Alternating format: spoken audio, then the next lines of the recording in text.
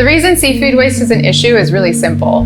With a continuously growing global population, nearly half of which relies on seafood as their primary source of protein, we cannot afford to waste a single ounce of fish that we take out of the ocean. So I have been in the industry for over 20 years. As I grew and was exposed to more, one of the first things that I noticed was the amount of waste in our industry, especially as a sushi chef. You're gonna see fillets taken off and sold at this high price, but the rest of the creature, the skeleton, the head, all the visceral organs, the fins, everything left of that fish is discarded. So the yield on a fish can vary from 30 to 60% depending on the fish. Something like an opah may only be 30% yield because it has lots of bones, whereas something like a tuna may be 60% or so.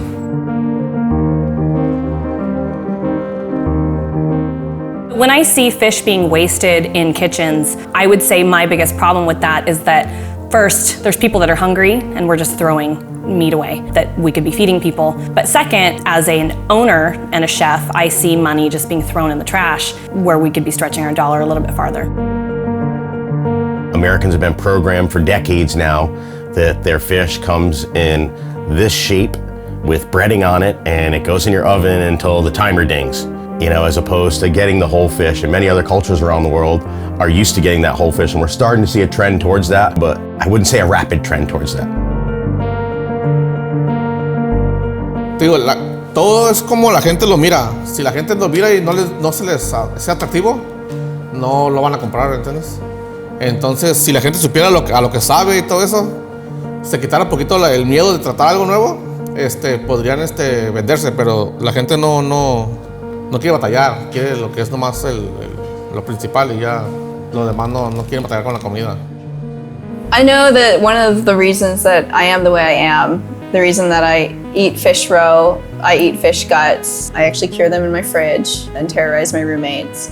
And I always keep the head off of a whole fish, even if my freezer is bursting. It's all because of a legacy of culture that I got from my mother as a South Korean. And I think that there's so much that people that don't have that opportunity can still do to reach out to others that are in their community, that come from other cultures, that have traditional low waste methods of using fish. And that can also only improve the community bonds between people. Our crew on the Gut Seal 84 is Indonesian. They actually take a lot of different random little pieces that we don't use, and they're always making something with it.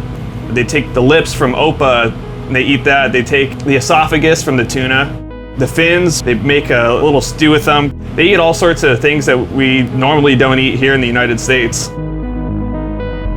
When I first started with sushi, I did notice that the Japanese approach was a little different and a lot less got wasted.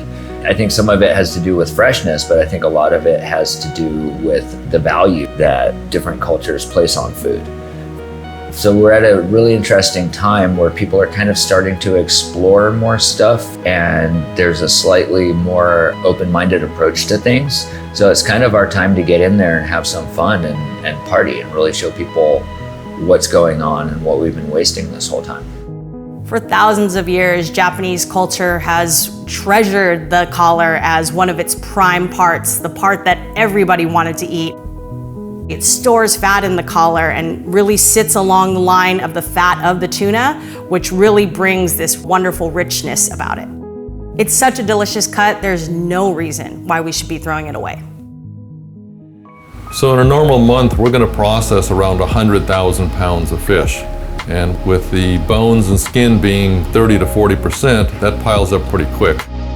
So we have to find something to do with all this because we don't want it all going into the landfill. So the best things we've found so far have been bait for lobster fishermen and crab fishermen. We are experimenting with some composters who can use the product potentially as a source in agriculture. There's some potential using the skin for leather. So we're hopeful that we can find more uses for this waste and turn it into usable products. Any part of the fish that we can utilize that's underutilized is a great thing for us. Brings up the value of the fish, Bottom line is every ounce that we can use or sell is better for us, more profit for us, and better for the environment. It's our jobs to utilize these whole creatures correctly and not just keep thinking of them as pounds and ounces. Seafood waste wasn't an issue for our great-grandparents. It's a relatively modern problem for a home chef to have no idea how to approach an entire animal. It's a mindset of privilege to think it's okay to waste something, especially to waste food from the sea. And it's time for us to check that privilege. What we've tried to do in order to help people refamiliarize themselves with using an entire fish is to aggregate resources all in one place on our website, fishfulfuture.com. Challenge yourself to visit that website, learn something new, and try a new recipe.